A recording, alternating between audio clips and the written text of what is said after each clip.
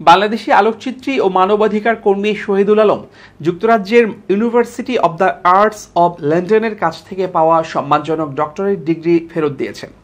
ফিলিস্তিনের গাজাবাসীর প্রতি সংহতি জানিয়ে বিশ্ববিদ্যালয়টির শিক্ষার্থীদের আন্দোলন এবং এসব শিক্ষার্থীদের প্রতি বিশ্ববিদ্যালয় প্রশাসনের অবজ্ঞার কারণে এমন সিদ্ধান্ত নিয়েছেন বলে এক বিবৃতিতে জানিয়েছেন শহীদুল আলম। বিবৃতিতে এই আলোকচিত্রী বলেছেন, তিনি 2022 সালের 8 জুলাই এই সম্মানজনক ডিগ্রি গ্রহণ করেন, কারণ বিশ্ববিদ্যালয়টি একাডেমিক স্বাধীনতা এবং বাক স্বাধীনতার ক্ষেত্রে। কিন্তু এই অবস্থান থেকে বিশ্ববিদ্যালয়ের প্রশাসন এবং ভাইস চ্যান্সেলর জেমস পুর্নোওয়েলের স্থানচ্যুতি দেখে তিনি আতঙ্কিত হয়েছেন।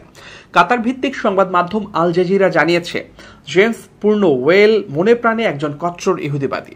শহীদুল আরও বলেছেন, গাজার প্রতি সংহতি জানিয়ে বিশ্ববিদ্যালয়ের শিক্ষার্থীদের আন্দোলন করতে দেখে তিনি ব্যথিত হয়েছেন। এছাড়া গাজায় যুদ্ধবিরতির দাবি জানাতে বিশ্ববিদ্যালয়ের প্রতি আহ্বান জানিয়েছেন এই বাংলাদেশি আলোকচিত্রী। শহীদুল জানিয়েছেন, আন্দোলনরত শিক্ষার্থীরা বিশ্ববিদ্যালয়ের প্রশাসনের বিরুদ্ধে একাধিকবার অভিযোগ করেছে। তাদের আটকে দেয়া হচ্ছে, তাদের প্রতি বৈষম্য করা হচ্ছে এবং তাদের অবজ্ঞা করা হচ্ছে। আর এসব কারণে এই বিশ্ববিদ্যালয়ের সঙ্গে তিনি আর যুক্ত থাকতে পারবেন না এবং এ ব্যাপারে বিশ্ববিদ্যালয়ের ডিন এবং মিডিয়াকে জানিয়ে দিয়েছেন যে তিনি তার সম্মানজনক ডক্টরেট ডিগ্রি ফেরত দেবেন।